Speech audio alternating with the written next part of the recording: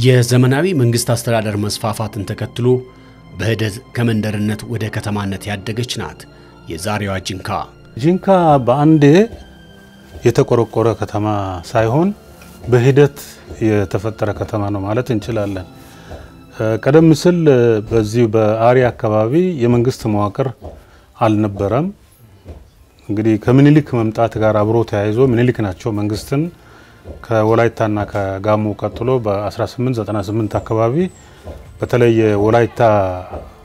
ከወላይታ ወደ ጋሞ ከመጡ በኋላ የጋሞን ሰራዊት ወደዚህ ወደ አሪ አካባቢ ይዘው መጥተው በማስፈር የመጀመሪያውን የመንግስት መዋቅር ባኮ የሚባለው አካባቢ ላይ እንደመሰረቱ ነው የሚታወቀው ወይ የታሪክ መረጃዎች የሚጠቁሙት።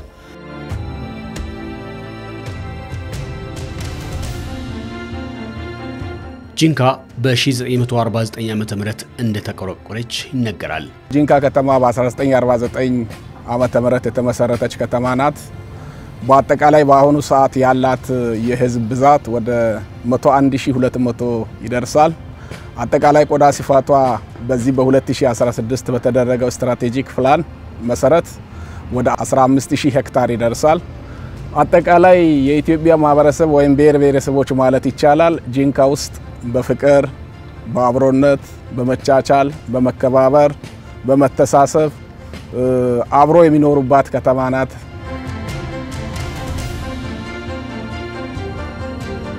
በለቅሶ በደስታ በልደት በአብሮነት እነዚህ ማህበራዊ እሴቶች ላይ በጋራ ተግባብቶ በጋራ በፍቅር በሰላም ያዘነውን በማጽናናት የደስታ ውስጥ ያለውንም በማስደሰት አብሮ ተሳስሮ የሚኖሩባት ትንሿ ኢትዮጵያ ናት ማለት ይቻላል።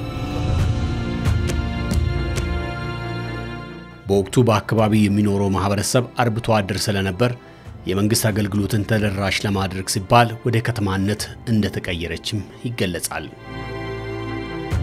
የዛኔ ይሄ የአሪ ማህበረሰብ ከአርብቶ አደሩ ወይም የዛኔ ዘላን ነው የሚባለው ወደ ታች ያለው ሰው ዘላን ነው፣ ወደዚህ ያለው ገበሬ ነው የሚባለው። ስለዚህ ዘላኑ ማህበረሰብ ወደ መንግስት መቅረብ አለበት። መንግስት ጋር መቅረብ ካልቻለ ደግሞ መንግስት ወደ ዘላኑ መሄድ አለበት የሚል እሳቤ ነው በወቅቱ ሰው ያራመደ ነበረው። ስለዚህ በዛ እሳቤያቸው በ1947 አካባቢ ባኮ ላይ የነበረውን የመንግስት መዋቅር አሁን ላይ ቡስካ የሚባለው ሐመርኮኬ ይዘው ሄደው እዛ አስፍረው የተወሰነ ጊዜ ለመኖር ሞከሩ እና በዛው በአንድ አመት ጊዜ ውስጥ ድርቅ ነበረ። እንደገና ደግሞ አካባቢው መንገድ አልነበረውም።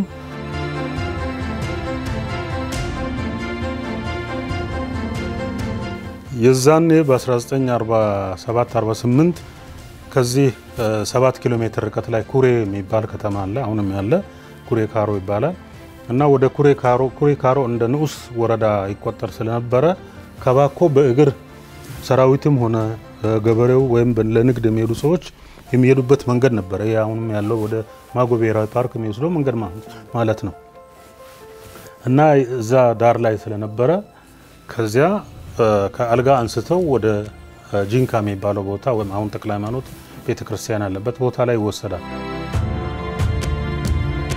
ጂንካ የብዝሃነት ስበት ማዕከል ናት። ከተለያዩ አካባቢዎች የመጡ ወገኖች በመሰባሰብ የመሰረቷት የአብሮነትና የመቻቻል ከተማ።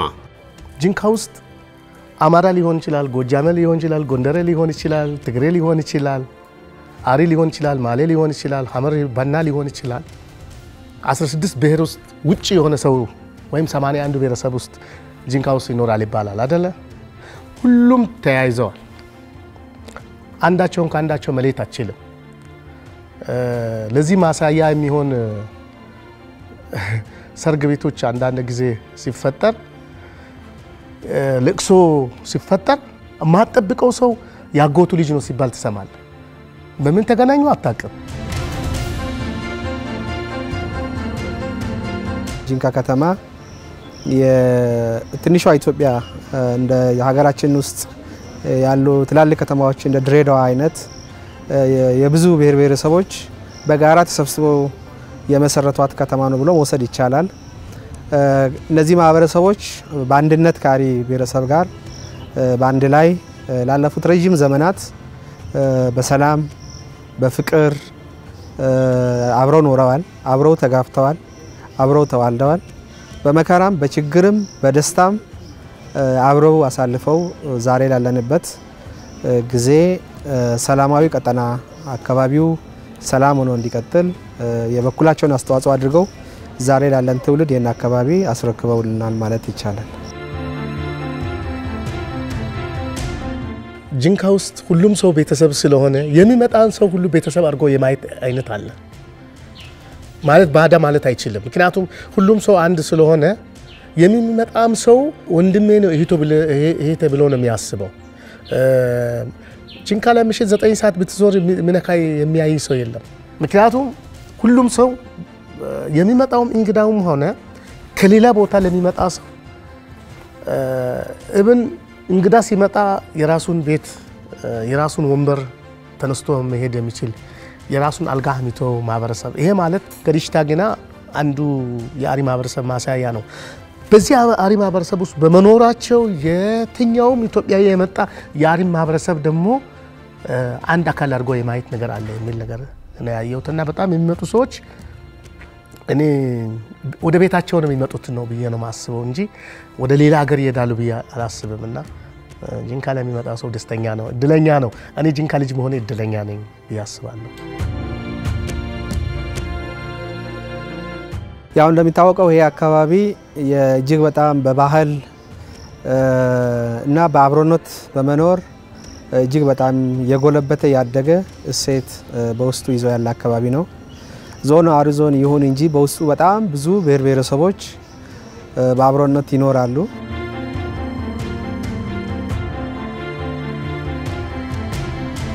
ተለያየ ብሔረሰብ ይዛለች ጂንካ ግን በስራ እድልም በተለያየ መስክም ገለልተኛ የሚያደርግ የለም። ሁሉም ያው በትምህርት ዝግጅቱም ካለው ሁኔታ ተለያየ ብሔር አንድ ለአንድ እየተሳበ ነው መመጣው። እኔም በአጋጣሚ ባሌ አሪ ብሔረሰብ ሆነ እኔ አማራ ነኝ። አማራው የአሪ ብሔረሰብ በጋብቻ ብገናኝ የአማራው ቤተሰብ እየተሳሳበሽ ብትመጣ ከስራ እድል ገለልተኛ የምትሆንበትም የለም። በተለያየ ደግሞ ሁኔታ ተገሎ አይታይም ወደ ኋላ። አሪ ህዝብ እከለቤት እከሎ አይሉም። ዛሬ ማንም ያለም አካፍሎ የሚበላ ህዝብ ናቸው። አሪ ህዝብ ማለት እንደ በዓል ጊዜ ሲደርስ ያለውን ቆርሶ ይሰጣሉ። መንገድ ላይ እንኳን ዝም ብሎ ያየ ሰው አያሳልፉም፣ ቆርሶ ይሰጣሉ። በጣም ደስ የሚል ህዝብ ነው። አጠቃላይ ኢትዮጵያውያን አሉ ማለት ይቻላል። ምንድነው ያው ትንሿ ኢትዮጵያ ተብላ ነው የምትጠቀሰው ማለት ነው። እቺ አሪ ዞን ማለት ነው። የተለያዩ ብሔር ብሔረሰቦች የሚኖሩባት ነው እዚህ ዞን ማለት ነው። አሁን እዚህ ውስጥ መቻቻሉ በጣም ጥሩ ደረጃ ላይ ነው ያለው ማለት ይቻላል።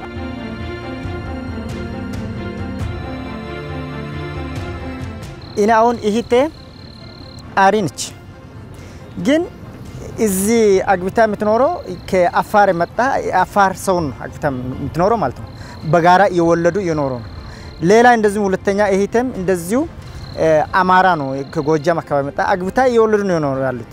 ስለዚህ እዚህ አካባቢ ያለው በሰው ተግባብቶ የጋራ መኖሩ ሰላሙ እንደዚሁ ፍቅሩ እንደዚሁ ተቻችሎ አብሮ እየኖሩ ነው ማለት ነው። አብሮ ያካባቢው ሰላም መሆኑ እነዚህ መስተጋብሮች በጋራ እንዲኖሩ አድርጓቸዋል ማለት ነው። ሰላሙ ማለት ነው።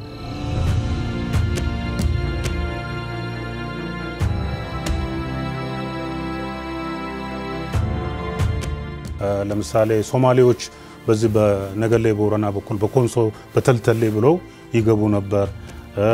ኦሮሞ በዚህ በሰሜን ምዕራብ አቅጣጫ ይገባ ነበር። ሌሎችም አሁን ከዚህ ከኬንያም ጭምር ሶማሌዎች የነበሩ ሰዎች ይገቡ ነበር። እነሱ ምን አረጉ? እዚህ ከተማ ላይ ትንንሽ የግብይት ስርዓቶችን ፈጠሩ። ገበያ በፊት በአሪ ማህበረሰብ የተለመደ አልነበረም። ገበያ የሚባል ፍጹም አልነበረም። እነዚህ ሰዎች ከመጡ በኋላ የግብይት ስርዓትን ፈጠሩ። እቃም በእቃ መለዋወጥ ነበረ። በሂደት ደግሞ በገንዘብ መሸጥ መለወጥ ተጀመረ። ይህን የተመለከተው ለምሳሌ ከበስኬቶ ከጎፋ እንደዚሁ ከተለያየ አቅጣጫ አቅራቢያ የነበሩ ወደዚህ አካባቢ አዲስ ገበያና አዲስ ከተማ መስረቱን ሲያውቁ መምጣት ጀመሩ።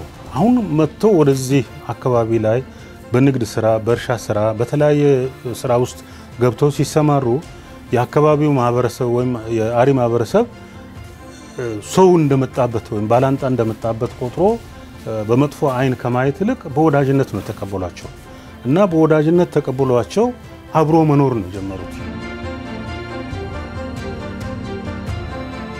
አቶ ዳኜ ግዛው በከተማው ከ60 ዓመታት በላይ ኖረዋል። በትዳር 39 ዓመታትን አሳልፈው 5 ልጆችንም አፍርተዋል። የአቶ ዳኜ ትዳር የአብሮነትና የመቻቻል ተምሳሌት ነው። በአሪ ማህበረሰብ ማህበራዊነት ያው ተፈጥሯዊ ክስተት ነው። በዚህ ተፈጥሯዊ ክስተት ከማንኛውም ማህበረሰብ ጋር ተስማምቶ የመኖር ተፈቃቅዶ የመኖር ተፋቅሮ የመጋባት ወልዶ የመክበድ ሁኔታዎች አሉ። ምሳሌ ነው አሁን አሪ ተወላጅ ቢሆንም በአጋጣሚ በስራ ሌላ ቦታ እጄ ባለቤቴን አገባዋት። ባለቤቴ እንዳጋጣሚ መንዜ ናት እና በአባቷ መንዜ ናት። ግን ሁለት አሁን አሪና መንዜ በፍጹም በአካል በተገናኛቸው ሊታወቁ የማይችሉ ሰዎች አብረን አሁን በትዳር ዓለም መቼም የህልዋ ጉዳይ ሆኖ አንድ ላይ ተኮኖ ዛሬ ላይ 39 ዓመት የ5 ልጆች አባትና እናት ሆነን እንኖራለን። ይሄ እንግዲህ ማለት የሰው ልጅን ትልቁ ነገር የሚያገናኘው ምንድነው? መተሳሰብ ከቻለ አንዱ አንዱን ለመርዳት በጎነት በውስጡ ካለ የማይኮን ነገር የለም። ስለዚህ ይሄ ትዳር ደግሞ የበለጠ የማህበረሰብን ያገናኛል። እኔ እንግዲህ ጂንካ ከመጣው ቢያንስ 20 ዓመት ያልፈኛል። በ20 ዓመት ውስጥ 3 ልጆች ወልጄ ያለሁኝ ከ3ቱም ልጆች የዳርኩም ልጅ አይቼ እገኛለሁ። በአሁን ሰዓት ያለው የጂንካ እንግዲህ ለረጅም ሰዓት ኖር ያለው ከተወላጁ ጋር አልተናነስ።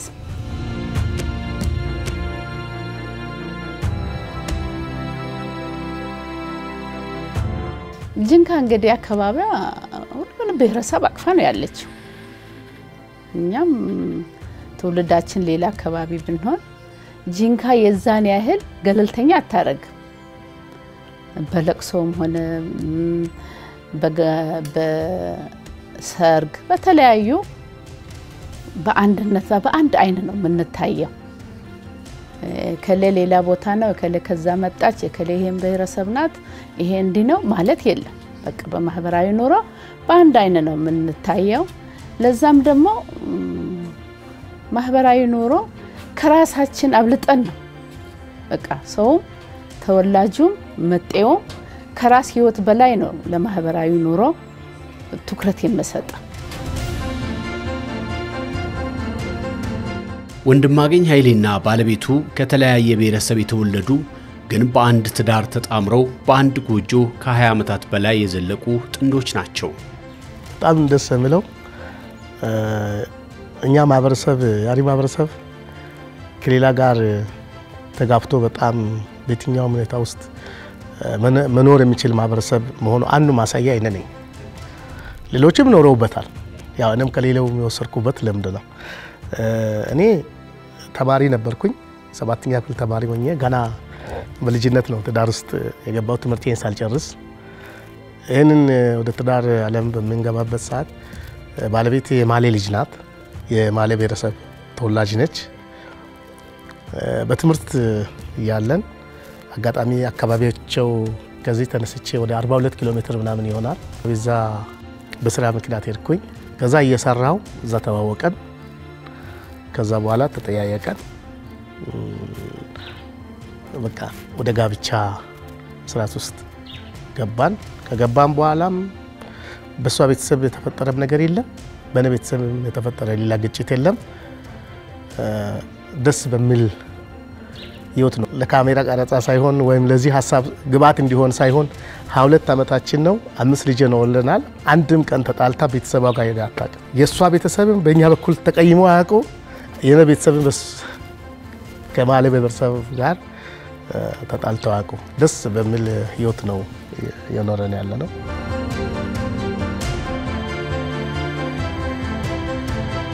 እኔ በጣም በደስታዬ ደስ የሚል አሪ ማግባቴ በጣም ደስተኛ ነኝ። በጣም ወዳለሁ። አሪ ቋንቋን ወዳለሁ። የአሪ ህዝብ ወዳለሁ። አሪ በጣም ሰው ጋር ይግባባል፣ ሰውን ይወዳል። እንግዳን ጠርቶ ቤት ያሳድራል። በጣም ነው አሪ ማግኘት ማግባቴ ደስ ብሎኛል። ቤተሰብ ሙሉ ወዷል። የኔ ቤተሰብ ወደ እሱ ቤተሰብ በጣም ይዋደዳሉ። ቋንቋን በጣም ይፈልጋል። ደስ ይላል። እንወዳለን በጣም የኔ ብራዘሮችም ሲስተሮች ማዘርም በተለይ በጣም አረኛ ስታወሪ ደስ ይለኛል። የኛ ቋንቋ ትተሽ አረኛ አውሪ ይላሉ። ጂንካ ላይ የተለያየ ቋንቋ ይነገራል። አንዱ ሌላውን ማማትም አይችልም። የዚህ መነሻው በማህበረሰቡ መካከል ያለው ጠንካራ መስተጋብር ነው። አንዱ የሌላውን ባህልና ቋንቋ በመኖር ሂደት ሳያስበው ይለምደዋል፣ የራሱም ያደርገዋል። ወንድማገኝና ባለቤቱ አንዱ የሌላውን ቋንቋ በሚገባ ይናገራል። ልጆቻቸውም ልሳነ ብዙ ሆነዋል። አርኛ፣ እንግሊዝኛ፣ አማርኛ 3 ቋንቋ ይችላሉ። ከአካባቢ ቋንቋዎች ደግሞ የሚችላቸው ማለኛን በደንብ የባለቤቴን ቋንቋ በደንብ ነው ማወራው። ወድጀው ማለት ነው። ምክንያቱም እኛ ቤተሰብ እንግዳ ሲመጣ ለምሳሌ እንግዳ ሲመጣ ምን እናደርጋለን? እንግዳው ቤት ካለ በማለኛ እናወራለን። ለምን? ምስጥር ነው። ለምሳሌ ወይ ሰው ያሪ ሊሆን ይችላል ቋንቋውን የማያውቅ ብቻ ኤክሰፕት ይሆን። ከዛ ምን እናደርጋለን? ምን እንጀምራለን?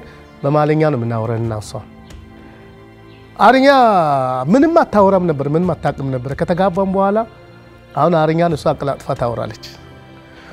ማለት ይሄ ማለት እኔን ወደደች፣ ቋንቋውንም ወደደች። እኔን መረጠች፣ ቋንቋውንም መረጠች። ከዛ እኔም ደግሞ ማለኝ እሷን ወደድኩኝ፣ ቋንቋውንም ወደድኩኝ። እሷን መረጥኩኝ፣ ቋንቋውንም መረጥኩኝ። ስለዚህ እሷና እኔ በደንብ ነው የምንግባባው በማለኛ።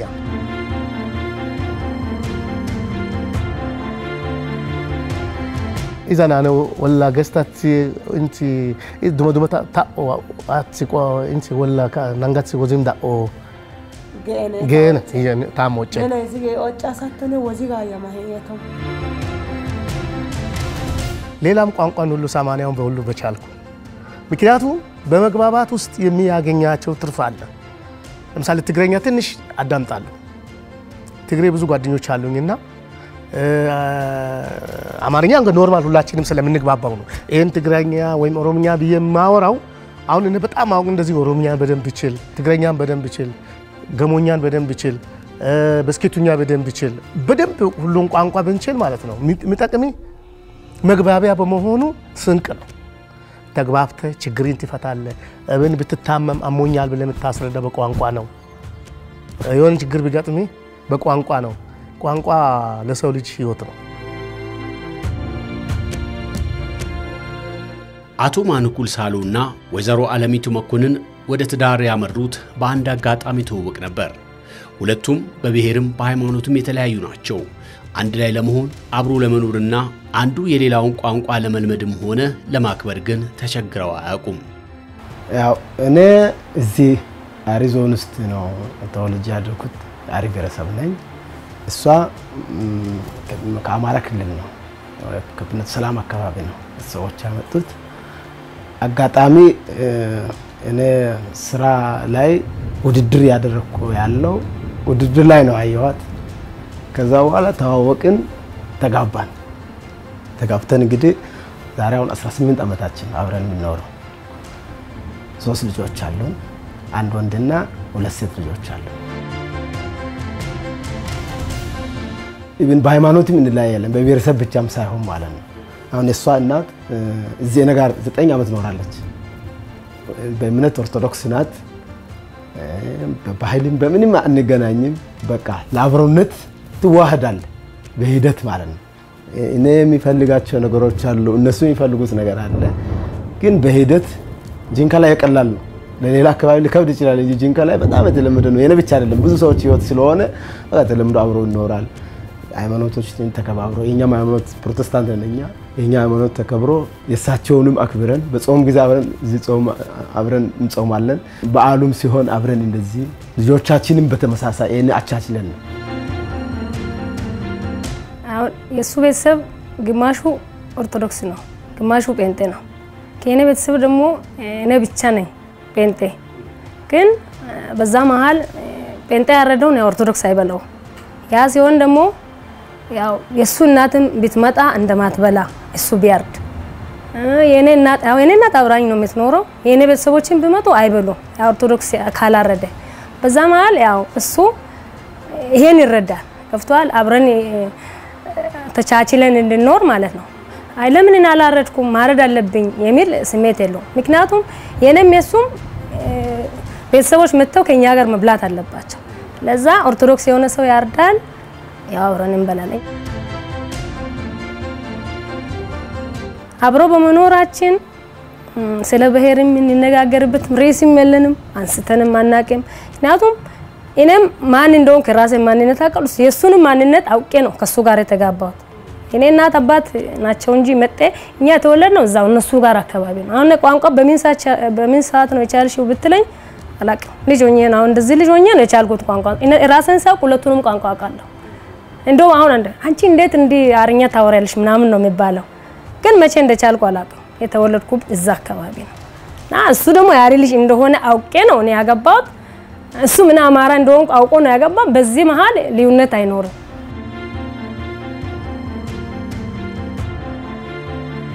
እኔ ያደኩት በአሪ ባህል ድሽታ ገና ላይ ያየው ነው ያደኩት ግን ሌላ ባህል እንዳለ ያ ባህል ደግሞ ልክ እንደነው ውብ እንደሆነ መዋሃድም እንደምንችል አንድ እንደሆነን ማሳያ ነው ለኔ የኔ ትዳር ለኔ ትልቅ ትርጉም ነው የሚሰጠው እንደ ለሀገርም ማለት ነው ትልቅ ትርጉም ይሰጣል ቢያስባል የተዋሃድን እንደሆነ አንድም ቀን ልዩነት በማከላችን የባህል የሃይማኖት ልዩነት ሳይፈጠር ነው ኖር አቻችለን ማለት ነው ልዩነት ጠፍቶ አይደለም የተለያየ ነው ግን ባህላችን የተለያየ ነው ይሄ እንደዚህ አይደረግም የሚባል ነገር አለ ያን እንዴት አቻችለን ስለዚህ ከዚህ ትምህርት የምትወስደው ምንድነው መዋሃድ እንደሚቻል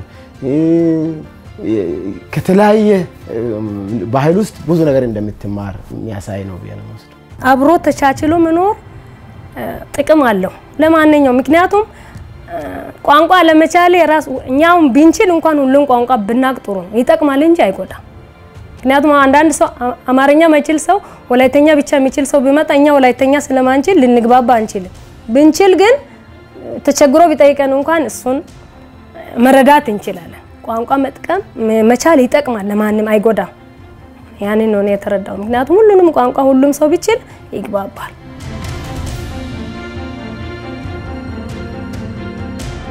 ህዝቡ ተግባብቶ ነው የሚኖረው ተቻችሎ ነው ማንም ከተለያየ ቦታ ነው የመጣው እዚህ ከተማ ላይ ያለ የሌለ ብሔር የለም ሁሉም አለ ግን ሁሉም ተቻችሎ ተከባብሮ ነው በዓል እንኳን አብረን ነው የምናከብረው አሁን ድሽታጊና ሁሉም ሰው ያከብራል በቃ የሌላውም የተለመደ እዚህ ሀገር ማክበር ቢችሉ ማለት ነው ያሪ ህዝብም ከነሱ ጋር በነጻነት ያከብራል ተከባብሮ ነው የሚኖረው ምንም ልዩነት የለውም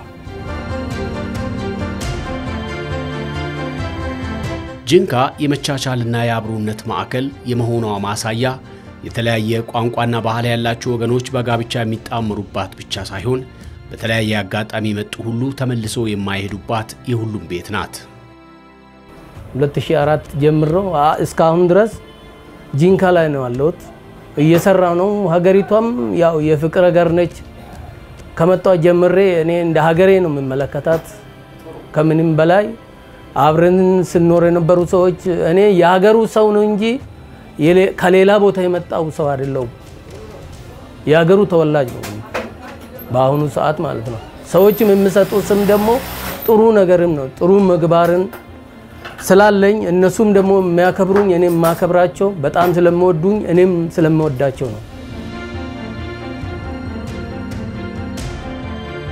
አብረን ለረጅም ጊዜ ኖረናል ህዝቡም ደግሞ ለኔ ያለው ቦታ ለየት ያለ ነው እንዲህ ብያል ነግርህ በአማርኛ ራሱ መግለጽ ከብደኛል እኔና ህዝቡ ጥሩ ነው እዚህ ያለው ማህበረሰቡም ደግሞ በጣም ጥሩ ነው ፍቅር የተሞላበት ያከለ ብሔር ምናምን የሚባባልበት ሀገር አይደለም ይሄ ሁሉም በአንድ አይነት ከየትም መጣ ከየትም ወጣ የሚባል አይደለም ሰው ነው በቃ እኩል የሚታይበት ሀገር ነው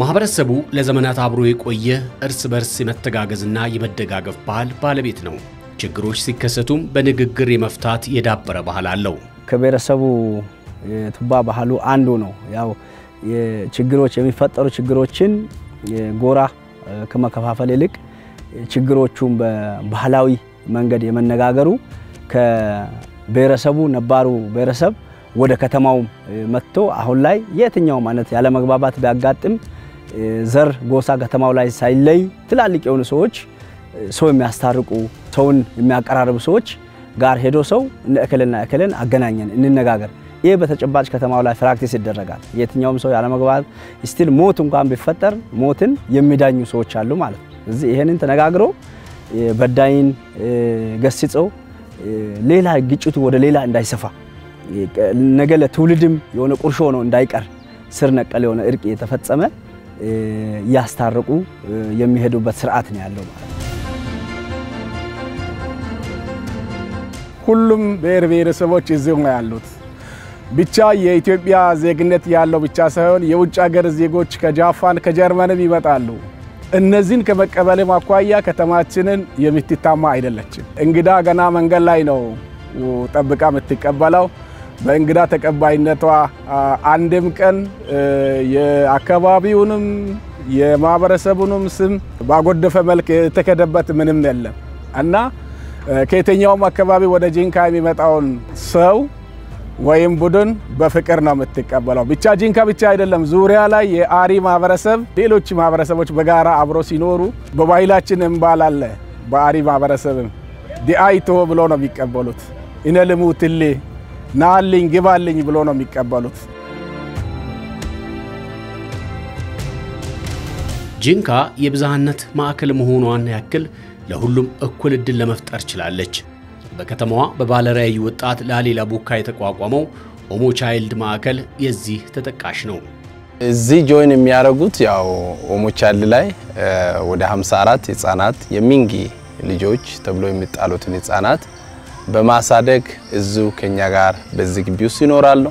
እንደዛው በተጨማሪ በስተቀኝ በኩል ትምህርት ቤቱ አለ። ወደ 750 ተማሪ ከአንደኛ ክፍል እስከ 10ኛ ክፍል አሁን እየተማሩ ይገኛሉ።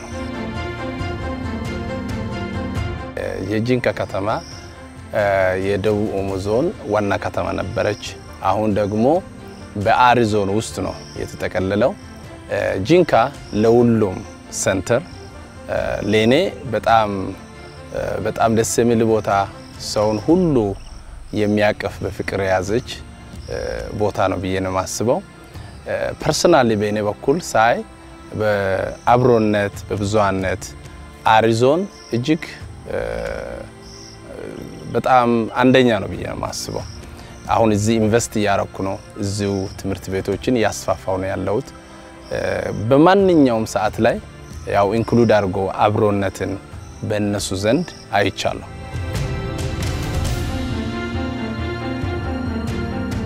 አሁን ጂንካ ብዝሃነቷን ለልማት ጸጋዋን ለለውጥ መጠቀም ጀምራለች።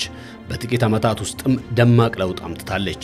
ከ2000 ዓመት ወደዚህ ያለው እንቅስቃሴ ሰፋ ያለ ነው። ይበልጥ ዘንድሮ ተጠናክሮ ቀጥሏል። እንደሚታየው ይሄ የመንገድ መብራት በሙሉ በመንግስት በጀት ሳይሆን ህዝቡ በተሳትፎ መዋጮ አድርጎ የገቢ ማሰባሰቢያ ስራ ተሰርቶ በ2008-9 አካባቢ በህዝብ ተሳትፎ የተሰሩ ስራዎች ናቸው። ከተማ ውስጥ አሉ የሚባሉ ማሽኖች በሙሉ የተገዙት በህዝብ ተሳትፎና ንቅናቄ ስራ ነው።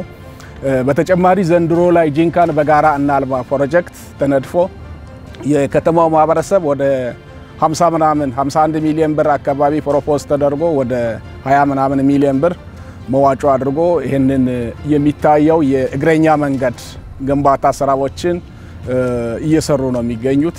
በተጨማሪ በዙሪያ ላይ ያሉ ወረዳዎችም ጂንካን በጋራ እናልማ ፕሮጀክት ውስጥ የራሳቸው የሆነ አሻራ ያኖሩ ከተማውን በጋራ በማልማት ላይ ነው የምንገኘውና የትኛውንም ልማት መዋጮ እናዋጣለን እንሰራለን፣ ግን እንዳይሰረቅ ስርቆት ውስጡ እንዳይገባ ነው ማስጠንቀቂያ የሚሰጣው። ስለዚህ ጂንካ ላይ ያለው ሰው ልማት መሰረተ ልማት ላይ ና ተሳተፍ ካልክ ወደ ኋላ የሚል አንድም ሰው የለም እና ለዚህ በጣም የኛ ተባባሪዎች ናቸው። የራሳቸው አካባቢ የራሳቸው መኖሪያ የራሳቸው ልማት እንደሆነ ተገንዝቦ የሚሰሩ ማህበረሰብ መሃል ላይ እንዳመራር ሆኖ እድሉ አጋጥሞን እየመራን ነው የምንገኘው።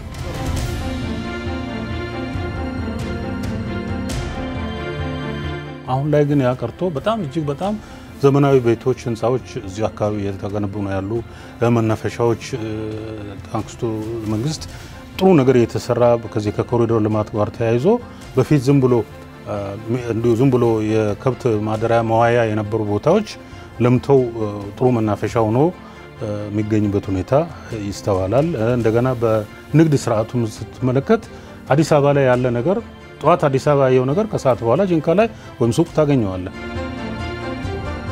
በሀገራችን በተለያዩ አካባቢዎች ህዝቦች ተሰባጥረው ተቻችለውና ተከባብረው ይኖራሉ። ይህንን ለሀገራዊ አንድነት ለዘላቂ ሰላምና ለአብሮነት መጠቀምም ያስፈልጋል። የሰላም ሚኒስቴር ሀገር በቀል እሴቶችን ለአብሮነት ለብሔራዊ መግባባትና ለሰላም ግንባታ ለማዋል በአገር አቀፍ ደረጃ የተለያዩ ተግባራትን እያከናወነ ይገኛል።